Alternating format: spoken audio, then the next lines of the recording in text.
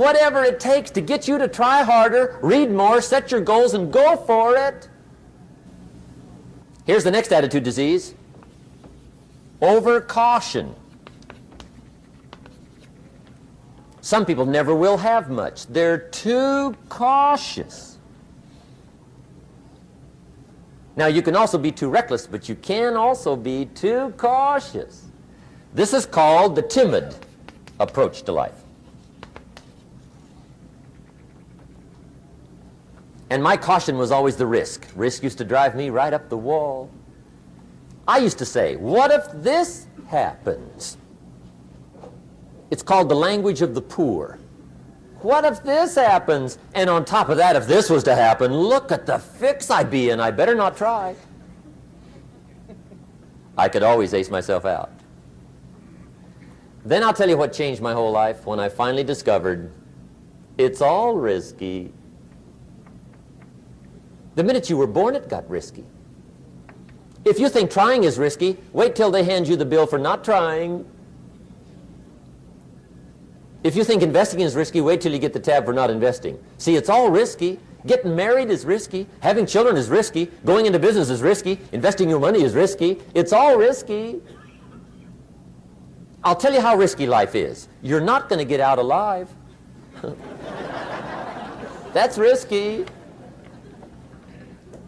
The Englishman says, well, if that's the way it's going to work out, let's give it a go. Right, that's what it's for. Give it a go. Somebody says, yeah, but I'm looking for safety and security. Fine, then huddle in a corner. We'll cover you with a sheet, bring you 3 meals a day. And we'll protect you, feed you, look after you, care for you. We won't let anything happen to you, and you'll probably live to be 100. The guy said, well, yeah, I'd live to be 100. But what a way to live. Right.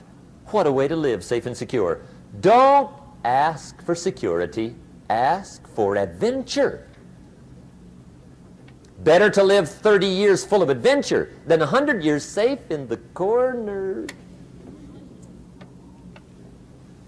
And see, it's not important how long you live. What's important is how you live. Here's the next attitude disease. We're almost through with this motley list. In fact, we're almost through. Hang on. The next one is pessimism. Pessimism, the deadly disease of always looking on the bad side, the problem side, the difficult side, checking all the reasons why it can't be done. The poor pessimist leads an ugly life. He doesn't try to figure out what's right. He tries to figure out what's wrong. He doesn't look for virtue. He looks for faults. And when he finds them, he's delighted. How ugly. This is the poor guy looks through the window, doesn't see the sunset. He sees the specks on the window.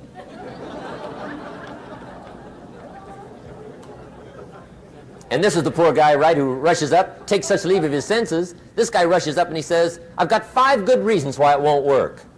He's so dumb he doesn't know all he needs 1. He's got 5.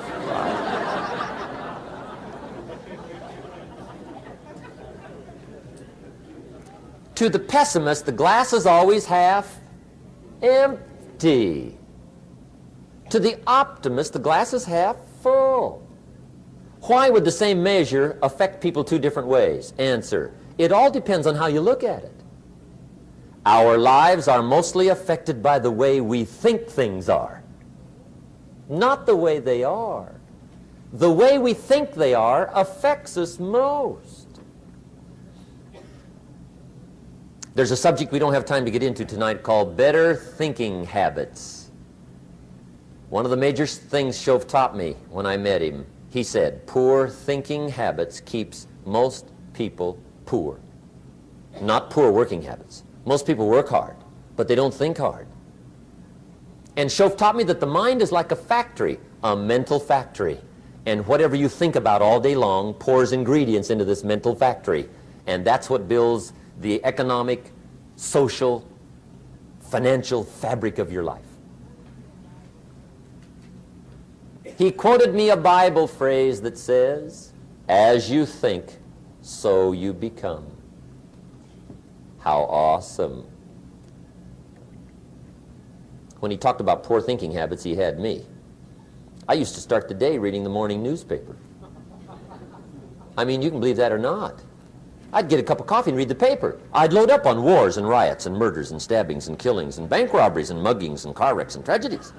I'd even read the back pages. I seem to like that stuff for some weird reason. I'd load up on all that, and then I'd start the day. You can imagine the kind of days I used to have.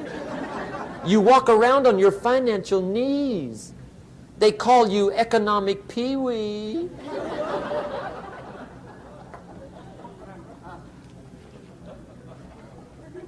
The guy says, I want to be a great leader. Wonderful. The first thing we do is follow him to his house. When we get there, we walk in and check his library, number one. Somebody says, well, why check his library? The reason is because what a man reads pours massive ingredients into his mental factory, and the fabric of his life is built from those ingredients. You would not believe what some people have got in their house to read. You would not believe. One of the best dressed up words I know for a lot of it is trash. Can you imagine dumping a barrel of trash into this mental factory every day and coming out with a rich, dynamic, positive life? It can't be done. You might as well try making a cake with cement. The kids back in Danbury, Connecticut, high school, they're asking me questions one day. I'm talking to the kids. Kids got good questions these days. One of them said to me, Mr. Rohn, how do you build the good life? I said, it's simple. It's not easy, but it's simple. Here's how you build anything. Select the right ingredients, keep out the wrong ingredients, and it starts with thought. Everything starts with thought.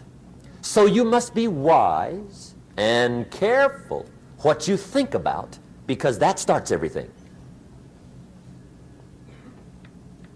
You got to be wise and careful. I asked the kids, what would happen if somebody dropped sugar in my coffee? They said, well, you'd be okay. I said, what if somebody dropped strychnine in my coffee? They said, well, you'd be dead. I said, correct. Lesson one, life is both sugar and strychnine. You gotta be careful. I said, what if my worst enemy drops in the sugar? They said, will you be okay? I said, what if my best friend, even by accident, drops in the strychnine? They said, well, you'd be dead. I said, correct. Lesson two, watch your coffee.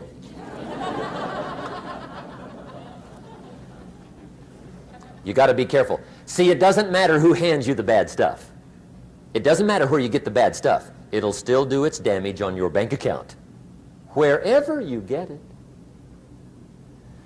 Mr. Schoaf gave me one of the greatest phrases when I first met him when he said, Jim, every day stand guard at the door of your mind. How important. Stand guard at the door of your mind. And you decide what goes into your mental factory. Don't let anybody just dump anything they want to in your mental factory, because you've got to live with the results.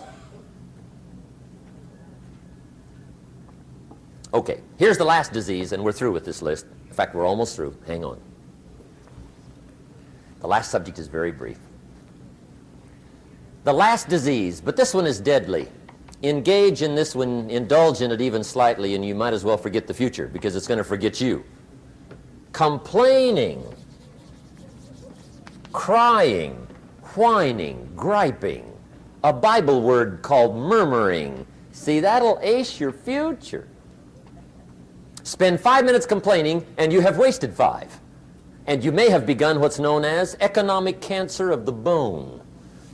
Surely they will soon haul you off into a financial desert and there let you choke on the dust of your own regret. I hope I said that well, so you won't forget. It's a deadly disease. If you don't think it's bad, ask the children of Israel of Old Testament fame. Typical of us all, their story just happened to get in the book. Story says, children of Israel were slaves.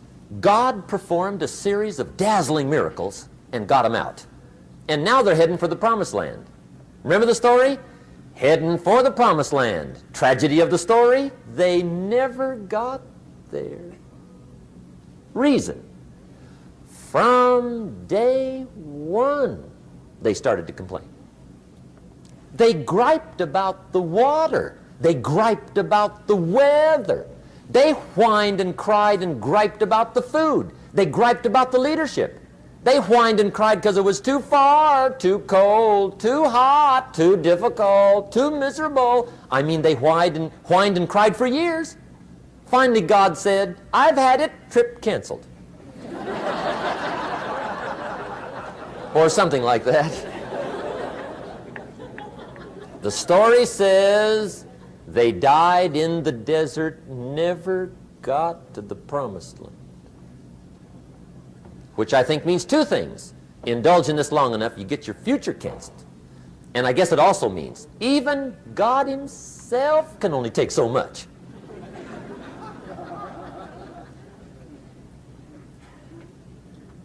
Okay. Just be on the lookout of the things that can destroy all the good you start. The war is on.